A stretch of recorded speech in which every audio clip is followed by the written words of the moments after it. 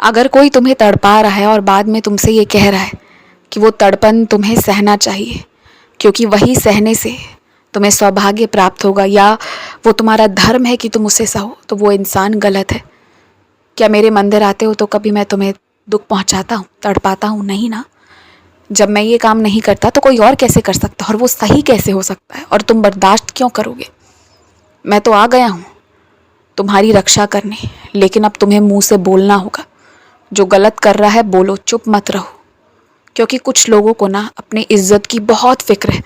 जहाँ तुम्हारा थोड़ा सा मुंह खुलेगा ना, उनके हाथ और उनके गलत काम वहीं के वहीं रुक जाएंगे। और आज मैं तुमसे कह रहा हूँ कि अपने लिए भी खड़े हो जाओ जैसे सबके लिए होते हो। तुम्हारे लिए तो मैं खड़ा ही हूँ, चिंता मत करो, डरो मत। पिछले कई रातें तुम आराम से सो नहीं पाए हो क्योंकि गलत हो रहा था, किसी के साथ गलत हो रहा था, तुम्हारे किसी करीबी के साथ गलत हो रहा था, तुम्हारे साथ गलत हो रहा था। और इसकी आहट तुम्हें सबसे पहले मिल गई थी, तुम समझ गए थे, इसलिए तुम्हें ठीक से नींद नहीं आ रही थी। पर अब सब अच्छे से हो रहा है, इसलिए तुम सुकून से सोओगे। जब जब तुम्हारी नींद बीच बीच में खुलती है ना, तो कुछ गलत हो रहा होता है, कोई कुछ गलत कह रहा होता है, उससे परेशान होकर तुम्हारी नींद खुल जाती है। लेकिन उसके आगे कोई तुम्हें परेशान नहीं कर सकता, बस वो तुम्हें एक संकेत मिल जाता है, क्योंकि तुम्हारे अंदर इतनी सच्चाई है कि तुम इन चीज़ों तक पहुंच पाते हो।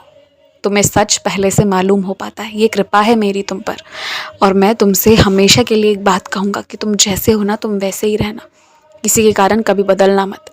और सुनो मेरी बात, इस बदलते मौसम में जो मौसम के अनुसार फल आएंगे, जैसे कि तरबूज, नारंगी, आम, तो वो जब तुम अपने घर लेकर आओगे ना, तो मेरे मंदिर के लिए भी लिए आना।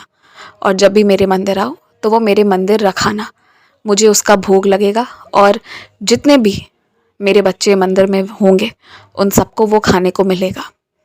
और मुझे बहुत खुशी होगी, इस चीज़ से मुझे बहुत खुशी होती है। और जब जन्मदिन होगा, सालगिरह होगी, या ऐसा कोई भी शुभ अवसर होगा, तब तो मैं तुमसे मिठाई के डब्बे भी मंगवा लूँगा। तुम चाहे आज भूल भी जाओ, फिर भी उस दिन तुम खुद लेकर आओगे, ये देख लेना। इस बार मैं तुम्हें जहाँ बुला रहा हूँ ना, अपने जिस दरबार में, वहाँ मैं तुम्हें जो देने वाला हूँ वो तुम्हें पहले कभी मिला नहीं था।